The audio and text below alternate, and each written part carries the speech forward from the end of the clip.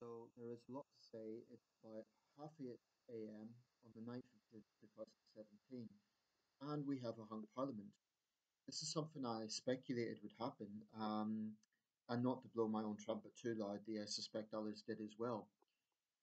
Jeremy Corbyn's being interviewed right now about the plausibility of forming a minority government. Presumably, that would be Labour being propped up by SNP, Liberal Democrats, Green, I should say.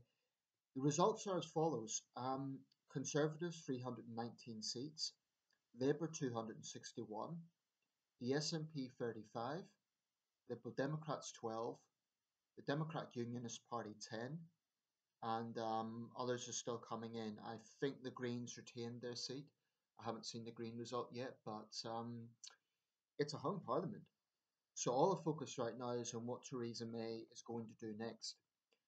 There's a lot of scenarios we can look at. I think the plausibility of her resigning today, although there will unquestionably be some quarters expecting that, is highly unlikely. Partly because I don't think it's in Theresa May's character, but secondly, if she were to resign, whoever would succeed her, whether it be Boris Johnson or someone else, would then probably be under pressure to have their own mandate, or they would feel that they would need their own mandate, which would mean another general election. And I think that would be ruled out because the Tories wouldn't want an experience like last night again. Also, I think the public wouldn't want it. We have now had about 3 or 4 national events in a row, national votes in a row. I don't think anyone would have an appetite for another general election. But as is the nature with a hung parliament, anything can happen. It's politically exciting. The pound is down, but that will only be temporary. I have to say, personally, I'm quite pleased with the results, and this is why. In 2015, I found myself very depressed because the party that I dedicated a good part of my life to suffered tremendously, the Liberal Democrats. They have a wonderful night, but they made some gains, so from 8 to 12 seats. Nick Clegg lost his seat, which is obviously a big blow, but he's made his mark on history. Um, the other thing about 2015 was, of course, the Nationalists in Scotland made huge gains and the Tories in England made huge gains. Now, I'm against the separation, the breakup of the United Kingdom, and I'm against Tory austerity. So that was a very depressing result for me. Tonight, the Nationals have lost significantly in terms of their percentage. They are still the biggest party, but they've absolutely went down in terms of the seat from 56 to 35. For me, that's very good news because it absolutely, as Ruth Davidson says, puts the absolute end to this ND2 debate. It isn't going to happen, certainly not in this parliament. The only realistic way of that ever happening again would be if the SNP gets up to 56 seats again, and I don't see that happening in the next election. So for me, that's great. I am a unionist. I believe in the United Kingdom. I'm very pleased by that. Some would say I'm being triumphalist.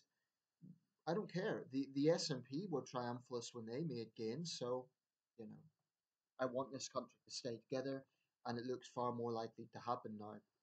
Labour, 261 seats.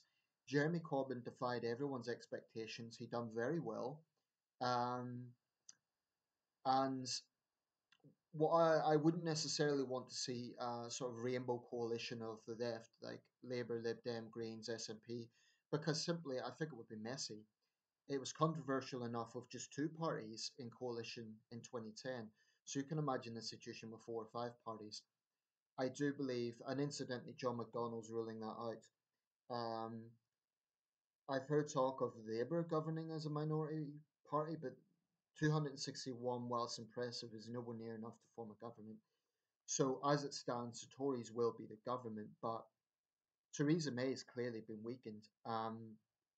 And if this transpires, then she will be one of the shortest serving prime ministers of modern times. She'll be up there with Sir Alec Douglas Hume and, up there with Sir Alec Douglas Hume in the modern times. There's only a few other prime ministers that have served less than a year. The Duke of Devonshire, um, the let me think with my history here. The Earl Shelburne, a lot of these people going back to the 18th century. So this has definitely been damaging for Theresa May. She didn't have to call this election. She called it at a time she thought the Tories were doing well. The Tories have done badly. They are the biggest party, but they have clearly made big losses. Now Labour are clearly going to keep Jeremy Corbyn as leader. It would be foolish not to, having a performance like this. I've been looking at results, and it's been some time since Labour has done this well in terms of the swing. But let's not get too far ahead of ourselves. They didn't win. The Tories are the biggest party, so I think they'll be looking at. I recall 1987 when Neil Kinnock was leader, he made a bit of traction. 1992, though, he lost again. He's the only opposition leader in modern times I can think of that stayed on for two general elections. Now I think Jeremy Corbyn's going to do the same. But I'll leave it there. Clearly, there's going to be a lot to be discussed. Um, I'll leave it there. I know the sound quality isn't wonderful. We'll see what happens. I can't imagine Theresa May resigning today, but her position will be um, come under question, I think, in the coming months. Thanks for watching.